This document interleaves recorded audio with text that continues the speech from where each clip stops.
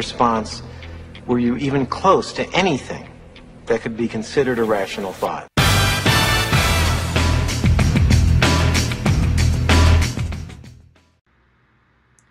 Alrighty, here we go. Watch this.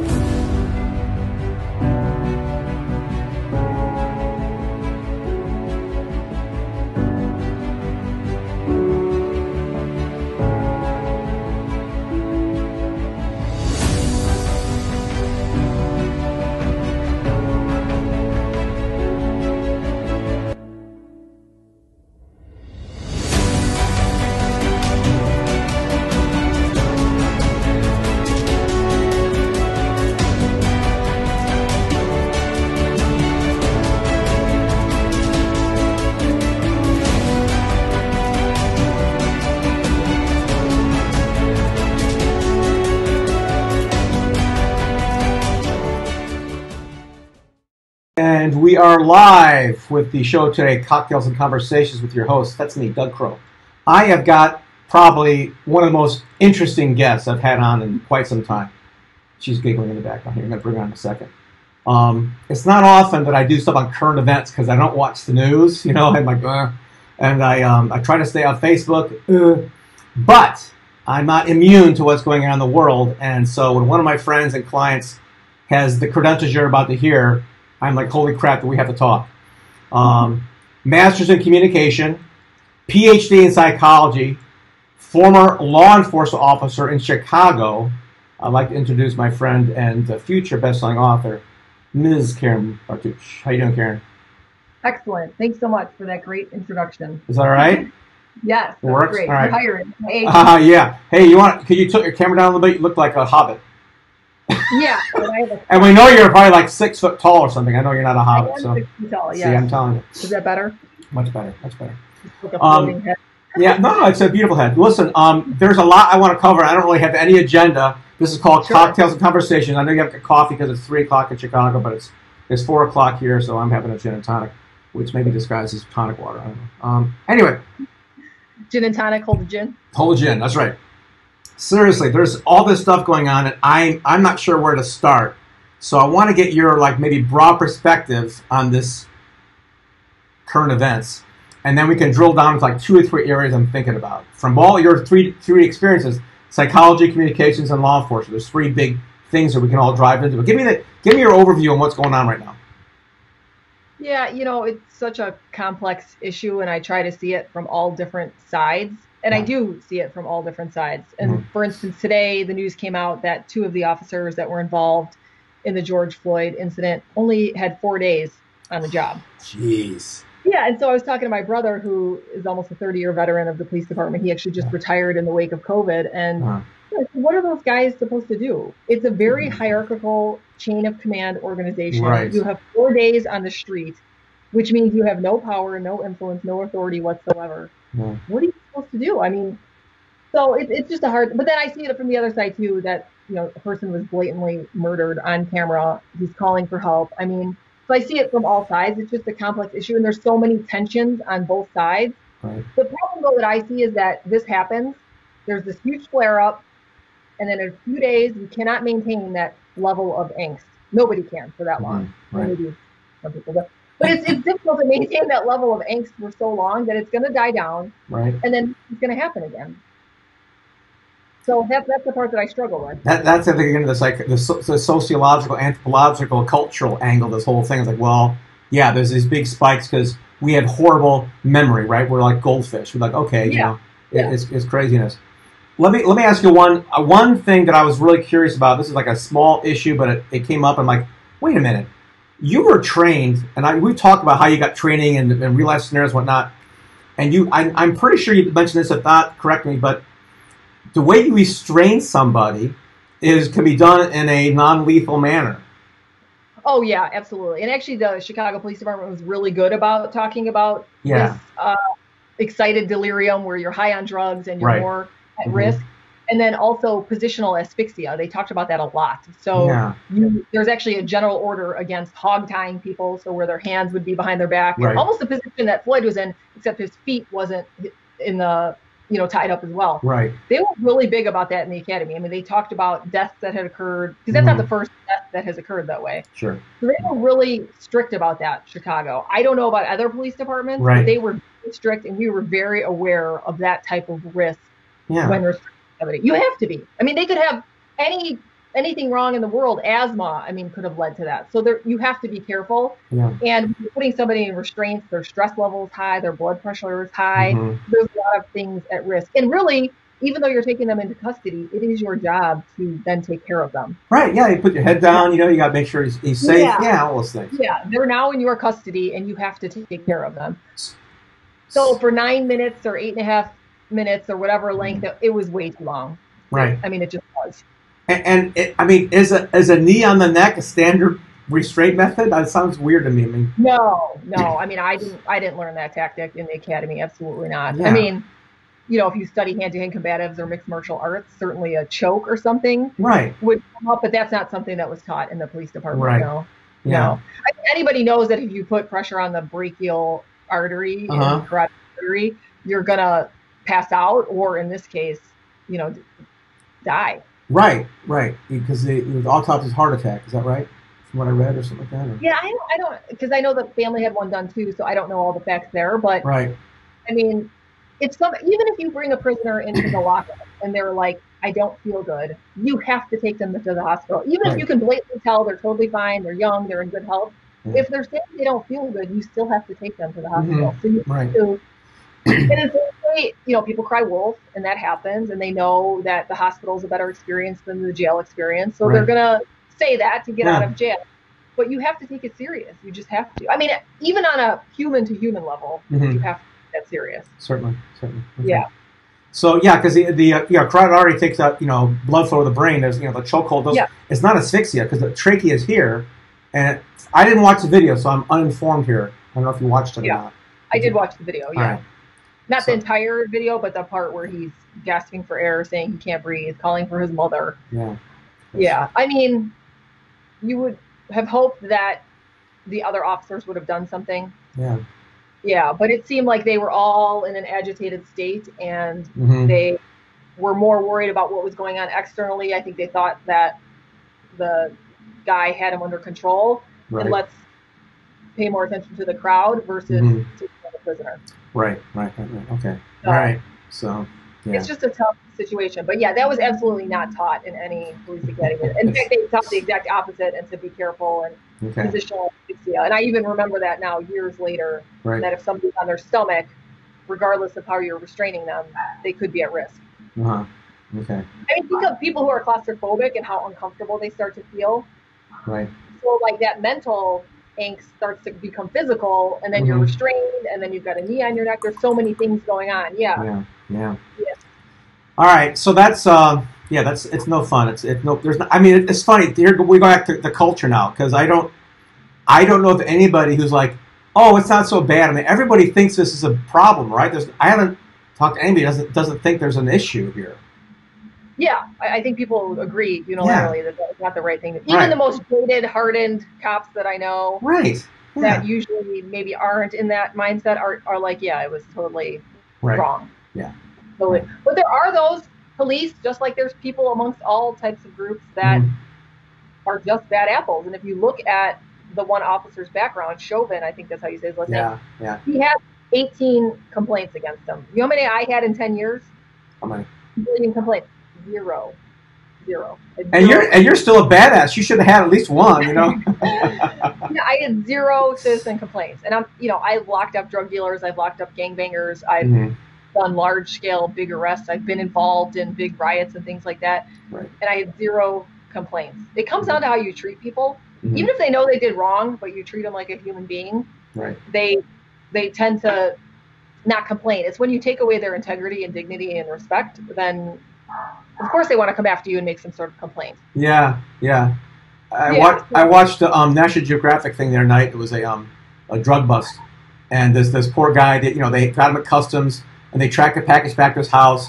They're waiting for him all day long, they're like bored out of their skulls, like, will this guy please come home? And they go to arrest him, and he totally breaks down. He's like, can I go please talk to my wife first and tell her? He felt so bad. They said, sure, man, it's okay. We all have families.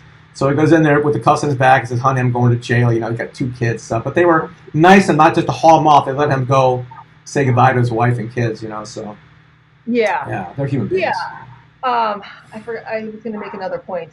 Yeah. About so the other thing is a lack of training. So a lot of times and I feel like I'm beating up the police here. Believe me, I'm pro-police, I'm pro-military, I support, but in this case it, obviously requires some scrutiny. But when officers aren't trained properly, for instance, on the law and the nuances of the law, they tend to go from zero to escalation because they think it's going to end the situation. Or like, I have the authority, now I'm going to escalate, put somebody in cuffs, and then it's going to end the situation. Whereas if you know intricately what you can and can't do in the law, then you can maneuver a little bit better out on the street. And so I actually had a training company when I was on the police department called the Women's Tactical Association. Right. And we would spend 8 hours breaking down the Illinois law, the statute. So you know what you can and cannot do, what is justified, what would happen if something did happen. And so you have to know those intricacies. And so I do think it comes down to a training issue. Especially if this guy's like a hard ass. One woman he worked for at the bar said that he tended to OC spray people when that really wasn't required. So there's kind of those people that come on the job because they want that power and authority, and then they go and abuse it. Yeah, I think we talked about that earlier too. It bears repeating, but it seems like there's 2 types of people, not 3. There's like the people who want to, like you, like I just love to help people, and those who were bullies in high school. Yeah, bullies, or they were nerds, and now they have some authority, and this makes them feel tough. Yeah. And I got that sense. I mean, again, I don't know him personally, but from reading about his background and all the complaints and all of that, it sounds like that is kind of his personality. And I've seen those type of coppers. Right. And again, going back to those probationary police officers that only had 4 days on the job, it's a tough situation. Yeah. I read an article about a West Point grad. Talk about honor, right? And they're supposed to it's self-regulated because if you see one of your classmates doing something wrong, you're supposed to turn them in, and because the code is more important than the person, And now the code for law enforcement is strange because they've got this immunity thing where they're immune from a lot of things that is not immune for citizens. That's less and less, but yeah. Well, there's a Supreme Court ruling that they're up to, they're getting overturned now. It's like there's hundreds of cases where the guy did this, well, we're gonna dock his pay for as opposed to like this is criminal activity, but he's got this. There's an immunity piece of this that's in the law for law enforcement. Yeah, and I would say the other thing is they were big on the police department, Chicago, is that your peace cannot be breached. So I think a lot of times officers get their ego hurt when somebody. So maybe if Floyd was mouthing off, I don't even know in the video if he was or if he was talking. Officers tend to take that personally. It's like, who cares? Your words don't hurt me. My peace cannot be breached as a police officer. You can say whatever you want. And so I think a lot of times that gets to officers and they want to take action based on words when it's like, let that stuff go. Malcolm Gladwell's new book, Talking to Strangers, talks about this. Really? Oh my God! I only heard the Joe Rogan podcast on it, so I haven't even finished the book. Yeah. But he talks about people aren't talking, they're just reacting to assumptions, and it just there was a gal got pulled over for a taillight, and because she didn't want to roll the window, she didn't comply, blah blah blah. She ended up dying in jail over a broken taillight. Yeah. Yeah. I mean, it's just. Yeah, it just escalates because then people don't know the Fourth Amendment search and seizure law, and then they're pulling people out of cars, and it escalates. So I think it is a training issue, and I'll say for Chicago, there's 10,000 plus officers, and you would get maybe one training intervention a year. Oh, jeez. Yeah. Maybe some video training, but really they play the video in roll call, and they don't even have the volume up. It's just a check the box activity, and those laws change and get updated. And that's why I formed my own company, a training company, to make sure that my people were trained the very best on paper, physically, mentally, to be ready for the street wherever they were. You couldn't rely on the department to give you the training. That's crazy to me. You know, all the training goes through our military for things, and what you told me, the training you got as an officer was, you know, minimal. 50 rounds. Yeah, you get a box of 50 rounds a year to shoot, and then you go and shoot a piece of paper. 30 rounds, and then that's it. That's it. Good luck. Yeah. I mean, and I would argue that the law is even more important to know. You know, in addition to physical training, you need to know the law as well, what you can and can't do, and that stuff's always updating. The other thing I'll say about the officer Chauvin is that everybody kind of knows those officers exist, and usually they won't put a probationary police officer with someone like that because they kind of know. Yeah. So I don't know. I mean, and again, I'm pro-police, and I feel like I'm beating up the police in this situation. No, you're beating up the bad guys, and sometimes they wear a uniform. I mean, most of the time they're good. They're here to serve and protect. But like you said, there's a bad apple, and when the green apple next to it has no authority and power, and that hierarchy thing. Oh my gosh, that's probably our next topic, because that's so prevalent in everything in society. And well, 20 years ago, if this happened, it wouldn't be recorded. Yeah. And if an officer spoke up, and that the guy that had 4 days on the job spoke up, he would be ostracized by the entire department. Right. So it has completely shifted. Right. Because that's just how it was. Policing was different, and on the streets in a tough city that he worked in. Then what would you have done in that scenario? He's like, I would have pulled the guy off of him. Yeah, so, hindsight's 20/20. Like you said, there's some heightened sense of awareness. So we've talked about that to people. People don't have that calmness in stressful situations. It's tough. It's if you don't have that ability through training, then people normally freak out. They fight or flight. Well, they're going to fight. Well, yeah, and if you look at his photo in the video compared to his mugshot, he looks like two different people. I don't know if you noticed that. No, I think he was probably at a 10 level in the situation. And even if somebody was saying, get your knee off his neck, which people were, it wasn't even auditory exclusion, wasn't even hearing it. That's what I want to talk about. Yeah, we talk about that a lot. I think it's really, like you said, I'm just chatting here. So look, we both like just talking. But that's a really good topic to understand that. Yeah, we can watch a video in our living room and say, "Oh, horrible," and it is, right? It's like this was execution by the state, in my opinion. I'm not excusing the guy. No, you aren't either. But we kind of understand how it can happen.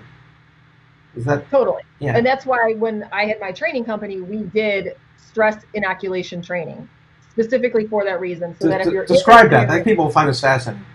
Yeah, so we would simulate a scenario as realistic as possible using simunition weapons. They look, feel, fire like a real weapon. They fire soap bullets, which hurt. They hurt. I mean, they don't obviously penetrate like a real bullet, but they hurt like hell. They'll leave you a bruise, possibly even a scar. And we induce stress either through like push-ups or jumping jacks, or we have loud music going, the lights are off, the radio's going, so that you are in those extremely stressful situations and you can make really good decisions. So for instance, we'd have them go through a scenario with very limited information under those stressful conditions, and it's a shoot or don't shoot scenario. Or we have them do target discrimination, where they go into a room full of 25 different targets, and you have to figure out which target is a shoot and which one is not a shoot. Like the person holding the banana, like it's a gun. A lot of people shoot that person because... I saw this in Men in Black. Yeah, Will Smith is really good about that. He shot the little alien girl, Yeah, exactly. Or the pregnant woman holding a gun. People don't want to shoot a pregnant woman, but she's got a gun pointed at you. So we purposely would do those situations so that people under stress can make those decisions, but also function physically, because you lose those fine motor skills in the middle of that. And the example I always give is if you're in a car accident and you have to dial 911, even me, I would have shaky fingers. I mean, people just get nervous. It's not a normal situation. So police are in those situations a lot, and they're making a lot of different decisions. There's a lot of different things going on, life or death situations. So we want to prepare them physically and mentally for those situations, and to make good decisions that aren't going to get them killed or land them in jail. Right. And one of the things you mentioned, I want to drill this down a little deeper too, is you talk about how you don't even hear something when you get that tunnel. You talk about that in one of your situations, I think, where you were like, everything around you wasn't even going on, but you were able to execute your mission. So, yeah. I mean, there's a lot of situations like that, or even where you'll have memory lapses Mm-hmm. in an incident. And even if you think of a scary incident you've ever been in, usually you don't piece it together until you have a couple sleep cycles. So like 1 or 2 sleeps, and then you start to get the picture together fully. Mm-hmm. That's why there was push for when officers are involved in a shooting, the first thing they do is take their badge and gun and put them in a room and have them tell the story. Actually, there was some science saying that you should not do that because their memory is not fully formed, and they have to have it with the sleeps in order to do that. Right. But it's almost near impossible in today's climate around police for them to get that kind of luxury to piece together their memories. But the example I'll give is my brother again. So he had 30 years on a police department, and he actually had to shoot an offender who had held somebody hostage, beat her, raped her, ended up killing her. And the offender came out of the structure he was in and pointed a gun at the officers. Well, my brother was the first person in the stack, so they'll line up the SWAT guys. There's a guy with a shield, and then my brother's right behind him. My brother does the shooting, and the guy next to him, his ears are like blown out from the sound of the rifle. Oh my God! He doesn't have hearing protection. Oh, that's nasty. Yeah. My brother, he knows he's going to shoot. His body goes into protection mode, and his ears like turn off and protect his ears, and he does not have the hearing damage. It's crazy. That is crazy. Yeah. The other thing he'll say, my brother, is that he thought that the road that the guy came out walking on was completely paved and smooth. He thought it was like, 10 feet. But then when he went back a few days later with the investigators, it was totally potholed situation. There were fences. It was like 40 feet where he took the shot. It was totally different from what he imagined. Yeah. In mind. And Dave Grossman, a military guy, writes about this in his books On Combat and On Killing, and he'll say how when people are involved in these, like they'll even be shooting their gun, and the rounds that come out look like kegs of beer. Like that's how big they'll look to people.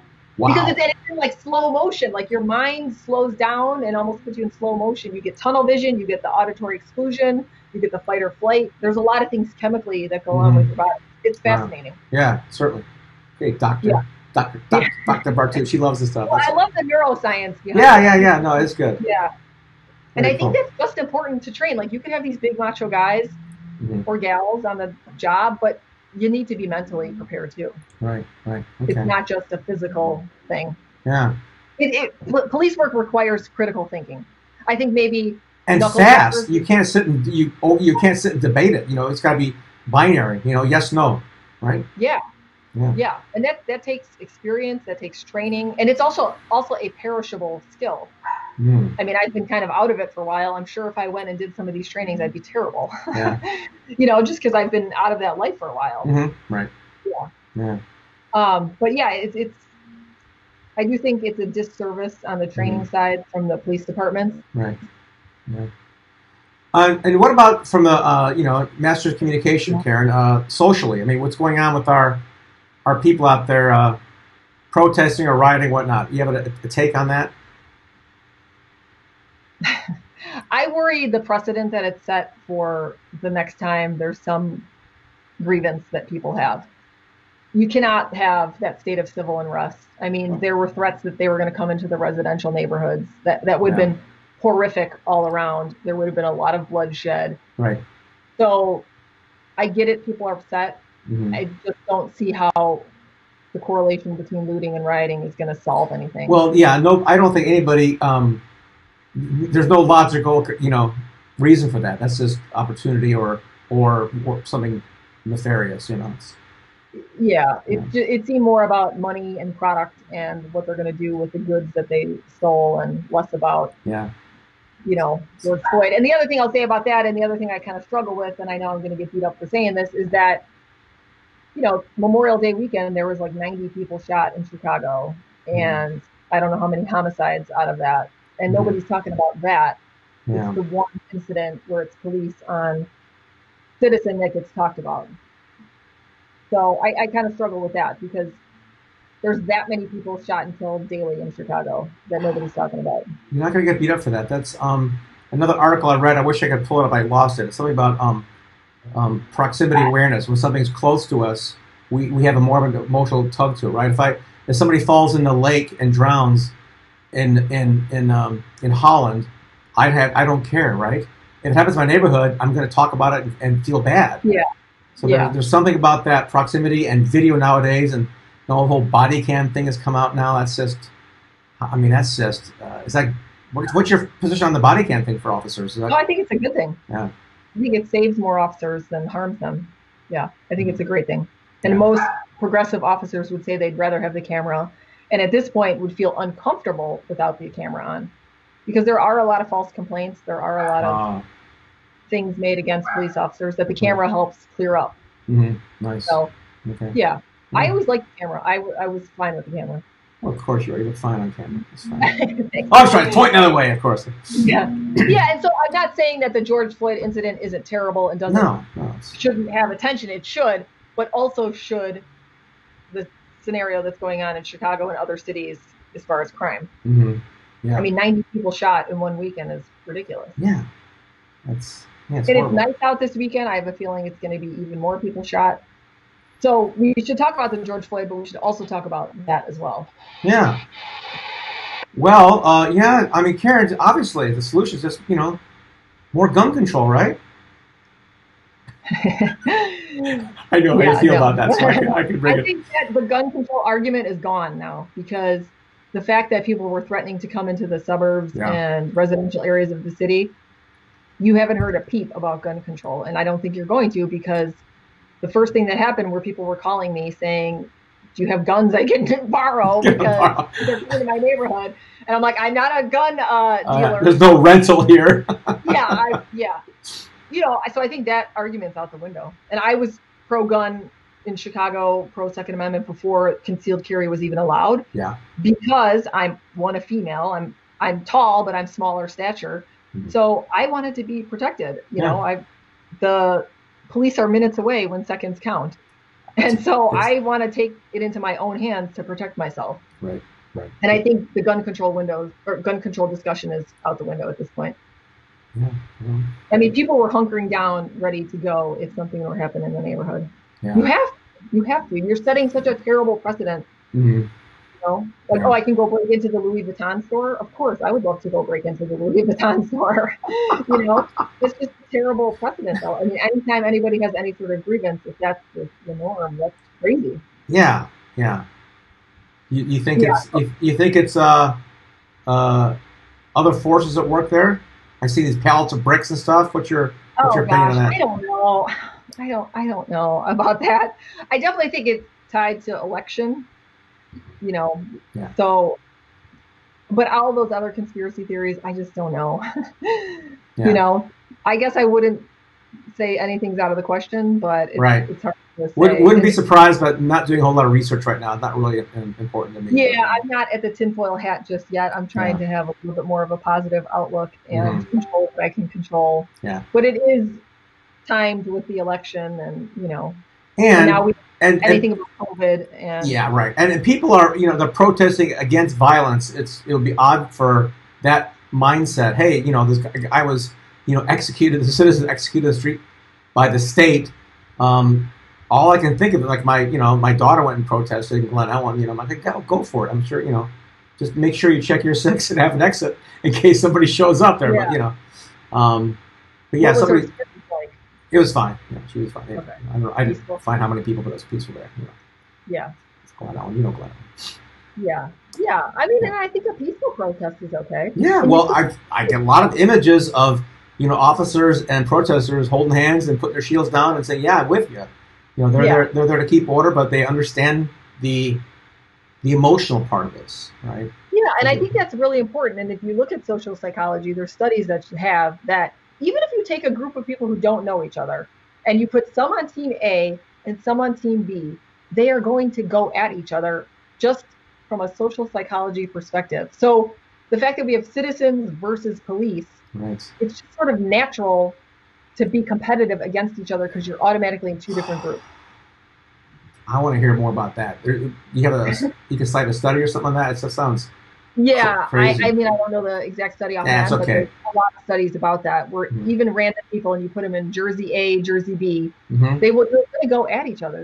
That's just human nature. It's that tribal mentality. We're tribes. We want It's like I was analyzing this from a marketing perspective of people doing their books, which we can talk about in a minute. But a lot of people. I had this one gal who had a happiness book. I'm like, happy? Oh, it's good. We want to be more happy, but it's just so. It was so happy. I said, well, you need a nemesis in any story. You can't have light without dark. And like I said, I was looking at like one of my friends is a real big. He's not a White Sox fan. He's a Cubs hater. It's like he hates the Cubs more than he loves his own team because it's that rivalry was gave him some juice, I guess. Yeah. You know? Yeah. So I'll find the study on that, but I do think that part of the solution is the police and citizens coming together to solve problems. Yeah. I do. When the last things flared up, I forgot what it was, 2 years ago. It talked about community policing. It was about something happened, I don't know, 7 or 8 years ago. And getting policemen to actually walk around the community and get to like know people, and that will melt that little barrier between uniform and citizens. Like no, that's Barney Fife. He's one of us, Yeah, and one of the reasons I even became a police officer, one, I wanted to help people, but I remembered when I was in high school, my mom got pulled over by a cop, and he's the biggest asshole to my mother, and. He was yelling at her on the PA, like embarrassing her. He was talking to her like shit. And I'm like, I will not treat people like that. I'm not going to treat people like that. And so when I went on the job, I'd like to think that I treated people with respect, and that's the way it should be. Right. And that has resulted in the 0 complaints against me. And that's not to say I wasn't. No, I gotta roll some applause here. Check it out. Yay, applause, 0 complaints. Oh. Yeah, and that, a complaint, it doesn't necessarily mean something bad would happen, so I don't want to give that. No, I know you've had your share of altercations or arrests and stuff too, right? I mean, but even I had a female partner who was smaller than I for a long time, and what good is it for us to pull somebody over and talk to them like shit? What good is that going to do? We're going to escalate the situation. We're going to have to call for somebody else to help us. Yeah. So you have to figure out other strategies to influence people and get somebody into cuffs who maybe doesn't want to go into cuffs or needs to be in cuffs. I think you mentioned that. Can you remember one of those and share that story with us? I think you mentioned that. Yeah, I mean, we have a situation, we laugh about it still, her and I, where, we'd have straight up gangbangers telling us that they actually respect us and we appreciate the way you treated us, and we'd be locking them up for something, and like I said, it goes back to that respect and dignity and integrity, and I think people appreciate that. And I'm not saying there's not times when you have to go hands-on and do more things, but it's because the other person is asking you to do that by their actions. Right. And so that was the approach that we always took. And so we didn't like to escalate situations unnecessarily. Right. I think Floyd, in that situation, they should have just got him up and out of there. There's no reason to hang around. 10 minutes, what's the point? Were they waiting? I don't know the story. Were they waiting for something else? That's a good, actually, now that we're talking, that is a good question. Like, what were they waiting for at that point? Ambulance or another car or the wagon? Our goal was always like, get them in the car, out of the environment, right? Yeah. Yeah. Right. Because people are going to come out, people are going to start recording. Right. And what good is it to wait there? And what for? He's already going to jail at that point. Right. So, interesting. Okay. All right, that's great. And then I know you're with you're not a cop anymore, so we could talk about your I was on radio quite a bit, and I was like, oh, I miss it. Yeah, right. Well, you got your own podcast now. Let's hear about your podcast. Are you still doing that? Yeah, I am still doing that. So it's a podcast geared towards women. So some of my research, as Doug mentioned, I'm an academic and a professor, and so I do my own research. And some of my research showed that women don't often see themselves as leaders or feel like they're heard as leaders. This was overwhelming response from, a large sample size of really successful, intelligent, accomplished women who said, I don't feel like I'm seen as a leader and I don't feel like I'm heard as a leader. Mm-hmm. So I started the podcast as a way to shine a light on female leaders. So it's mostly women. I have men, of course, on there, talking about their leadership. But they're very feminine. Okay, I get it. Sorry. Talking about their leadership approach, talking about their career journey, talking about, challenges they faced as a female in business.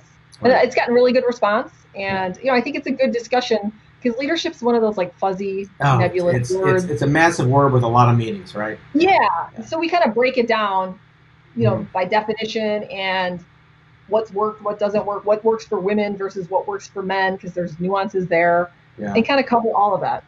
Yeah, it goes back. It actually ties into my next thought, which is, as a man, as a white man, right? I'm like, oh, come on. You know, I know I'm colorblind, all right, because last time I checked, I'm not an albino. Okay, so this is a shade of brown, light brown. Okay, so that's my viewpoint on race. Is like, come on.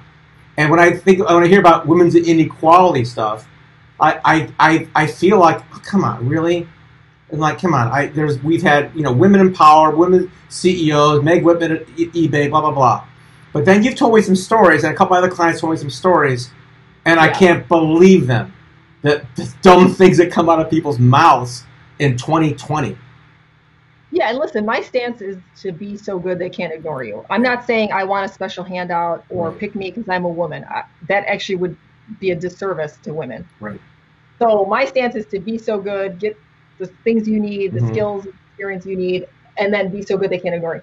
But that being said, if you look at the numbers, 4% of CEOs of Fortune 500 companies are women, but the workforce is over 50% female, over 50%, and only 4% are in leadership roles. The numbers are staggering, and yes, of course, I personally have had lots of scenarios that have happened to me in business that you're like, what the fuck? And when I'm young, newbie, and I don't really know that much, and I'm in an entry position, I just take it, and I don't know what to do with it. Right. Now in my career, I'm like, we're going to battle, and I'm going to embarrass you for being an idiot. Don't go to war with Karen Bartuch. You're going to lose. I don't care what gender you are. At this point, but again, going back to 25-year-old Karen, it's different, you know. And so, and if you think of like Harvey Weinstein's situation and Bill Cosby, and there are men in power that are abusing it, and for sure victimizing women. And my whole goal is, as a female, to get you out of the victim situation, mentality, whatever it might be, and get you to be a victor in situations. Right. And that's right. We got that word you coined here. Victorization. Yeah. Victorization. I love that. And obviously, Weinstein, Cosby, these are blatant abuses, criminal abuses. But I think what's fascinating to me was the subtle ones that we don't even see in the workplace. And you mentioned a couple of them when we were talking about your upcoming book. I think you said some, boardroom where somebody said something and nobody spoke up. Do you want to share that story? Yeah. It was a good one. Sure. Boardroom full of 12 or 14 men, myself and another female who actually worked for me. And she raised her hand and said, hey, I'd like to ask a question. And the number 2 guy in the company said, no, you can't ask a question. And so I literally slammed my hands on the table and said, you can ask whatever question you want to ask. And the room just fell silent. And then she asked her question, and it was fine. It was a little awkward. But then people came to me afterwards, men that were in the room, and were like, I really didn't like when he did that and when he said that. And then people went to the woman and said, I really didn't like that. I'm sorry you had to deal with that. But it's like, say something then. Yes, that's my point. It's like you're the only one to say that was stupid and wrong, but nobody else had the balls to say anything. Yeah. Yeah. Is that the hierarchy thing again, because that was the number 2 guy in the company and everybody else was below him? Yeah, he was just an asshole. And, well, yeah. A loudmouth, and he would embarrass people in meetings, so people were afraid to speak up, and so it was just that culture. Right. Whereas I don't care. I had nothing to lose at that point. But people say stupid shit all the time. It's not necessarily people saying stupid stuff. It's when it starts to affect like your career trajectory or getting selected for roles, or they're doing a talent review and the women are getting scrutinized more than the men are. I've been in rooms where that's happening. People don't even realize they're doing it. There's studies out there. Bring that up. Tell about your study, and then I want to hear about a story about that one. That's, again, a nuance that has big repercussions. Yeah, there's a study about venture capital and female entrepreneurs, and how when men go in and pitch, they're being asked about the art of the possible, what they could possibly do with this money, and what their company is going to bring in. Whereas the women are getting hammered on like, why should they even be considered? What experience do they possibly have? They're being hammered on things like historically, whereas the men are being asked questions in a future state and more of a possibility state, and the women are just being questioned for even being at the table. And people don't even realize they're doing it. I mean, that's the thing. It's an unconscious bias. Right. Yes. Yeah. Okay. Well, you're gonna fix that, okay? Yeah, I'm working on it. Okay. I mean, one of the best things you could do is talk about it. Right. Hey, the same thing goes for race. I probably need to learn and get up to speed on that as well. I do like to think of myself as a inclusivity and diversity advocate. Right. But I think still I probably have things to learn when it comes to that. From Yeah. a female perspective, I get it, but there's other things I need to learn. Yeah. Yeah.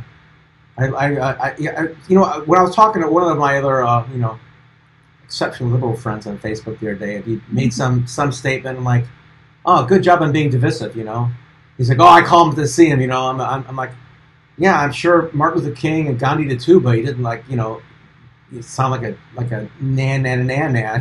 He was, and yeah. It goes to like, okay, so. And I'll give you an example. A friend of mine brought up the Colin Kaepernick. I haven't pronounced his last name. This, taking a knee during the national anthem. What it was, 3 years ago or something like that. And at the time, I'm like, oh, come on, that guy's not patriotic. He's an idiot.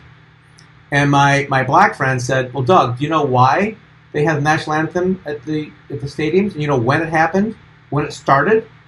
I said, no. He goes, well, the U.S. Defense Department started giving money to the NFL to fly jets over and start doing the national anthem. It's propaganda. It has nothing to do with patriotism. It's all money and propaganda for armed forces. I'm like, oh, where's the follow the money? Where's the MO? Right? I'm like, okay, I'm not 100% against it now. I still think I said, why don't you protest at the police station, not at the sports stadium, right? And well, that was his venue because he's at the sports stadium. He's got more audience there. I'm like, oh, okay. So it took me time to change my mind. Well, you know what? He was right. I thought he was an idiot. Now I think he's right. But that only happened because I had an open mind. And you had a dialogue, yeah. Yeah. An intelligent discussion, not emotion being right. The cognitive dissonance thing, right? I mean, you know more about it than I do. Or confirmation bias, where you're looking for answers that support you. I get that. All my conspiracy friends are really good at that. Well, that's because of this, They're really good at it. Yeah, well, I would never kneel at the national anthem. I understand that that's his right to do that. Yeah, right. And he may have reason to do it. I'm a big supporter of the military. They fight for my freedom.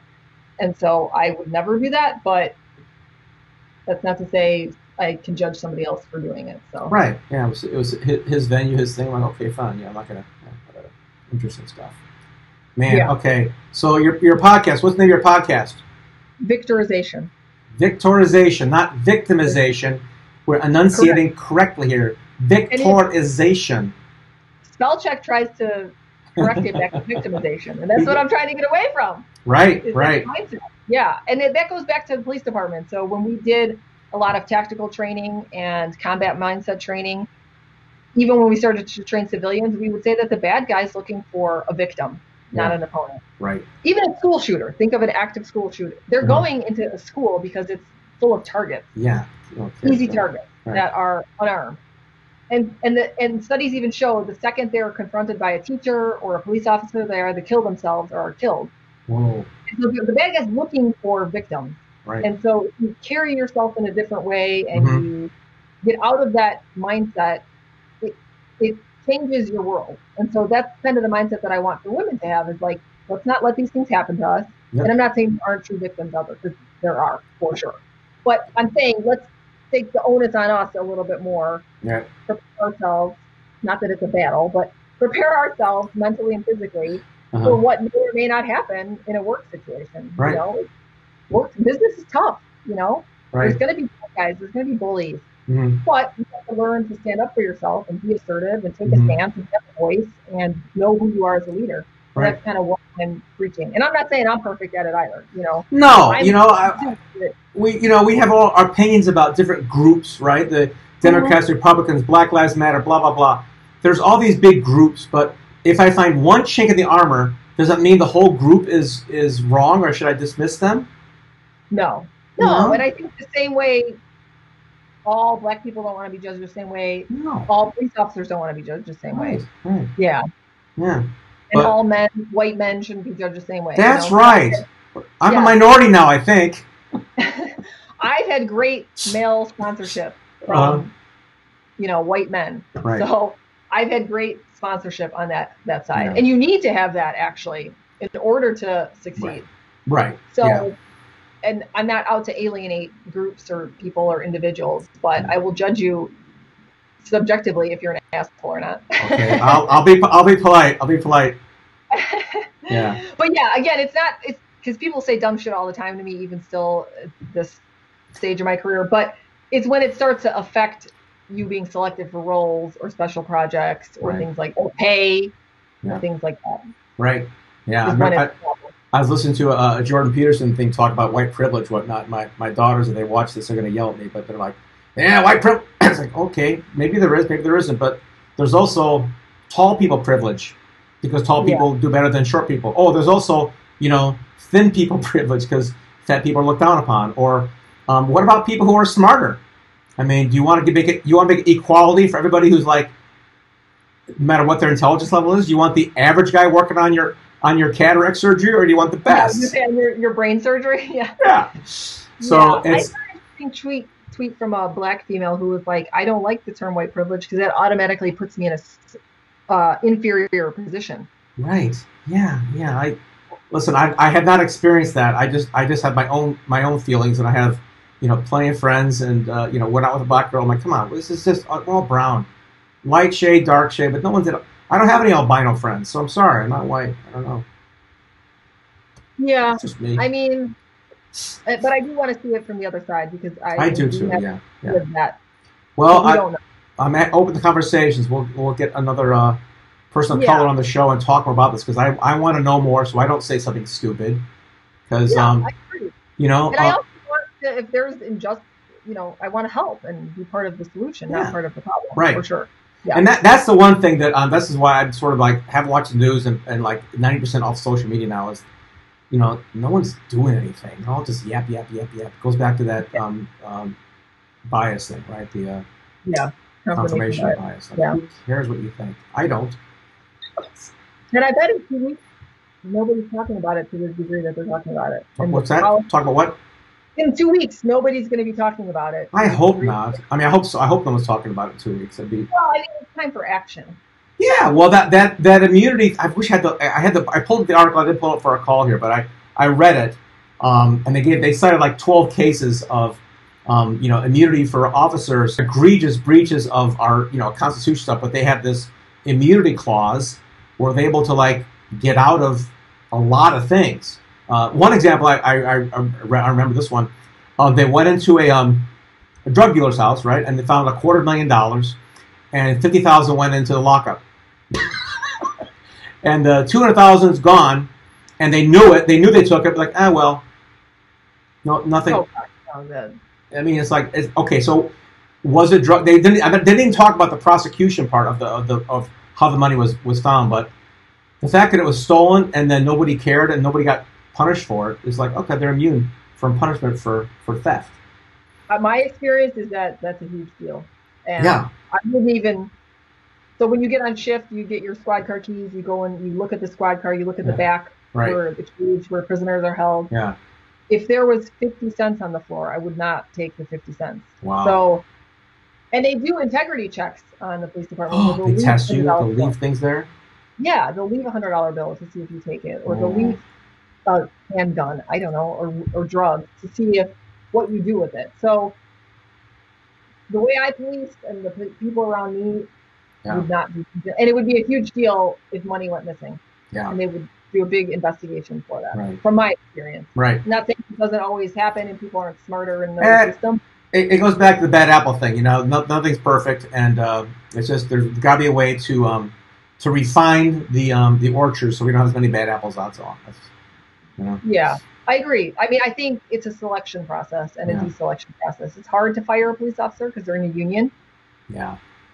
So they just kind of shift them around, or have them work the desk, or have them guard a parking lot. Yeah. I think, and then the selection process needs to be better. You're giving people the ability to take away somebody's rights and life, essentially. Right. So the selection process should be a little bit more stringent. I wonder how recruitment's going to be in the next few months with all this. Who the hell would want to be a cop? I mean, No, you it's, can do everything right. It's more dangerous than joining the military right now. I mean, you think about it, their odds are bad. I mean, my former college roommate is, but he immediately went to the sheriff's department and, took some suburban shift where he wasn't in as much danger as his friends in LA. So yeah. But when I came on the job, people were saying that too, and they were like, "Why would you want to do it?" Because cameras were just starting to come around a few years after I got on. Yeah. That was a huge paradigm shift, and so I think it's an evolution, and people are always going to want to help other people, hopefully. But when I took the test, there was 20,000 people applying to be a police officer. Wow. Now it's like less than 1,000 that apply. Oh my gosh! 20,000 people. We would fill the United Center. We filled one of the tests. The first test was just a basic kind of like mental ability test, and 20,000 people would go to take it. We filled the United Center. Wow. And now it's not like that anymore. No. You had to get on the list, and you had to wait, and you were scored, and it was like an awesome job if you got it because you get a pension and it's a good job and insurance. And it's not like that anymore. Yeah. I mean, I was listening to the radio the other day, and this was in the middle of all the looting and riots, and they were calling for help, and there was no help. I mean, I can't think of a scarier situation as a police officer. What? The police are calling for help? Police are calling for help, and there's no help. Oh, jeez. Yeah, I saw the one picture. One picture of a guy got separated from his squad or something. He's by himself, and a bunch of protesters were stood around to protect him. I saw that. Yeah, it's just like that makes you realize they're still good. Yeah, right. Hey, there's still hope, right? So we'll focus on that. Again, folks, if you want to hear more of Karen's brilliance, her podcast is called Victorization. Yep, available on Apple, iTunes, or wherever you listen to podcasts. That's right. And I think we'll have you back again and talk about your upcoming book too, but not today. Yeah, we'll talk I would love that. During the future. This was a good topic, though, to talk through. Yeah, that was good topical, and we just want to, people to be smart and safe out there, and be calm, and listen to Karen. She knows more than most people about all these things. It's like Dr. Bartuch. Yes. So thank you very much for your time today, Karen. Appreciate you and appreciate what you've done, and we're going to go ahead and do a little quick video here, and we're all done. So thank you very much. All right, thank you. Yeah, you bet.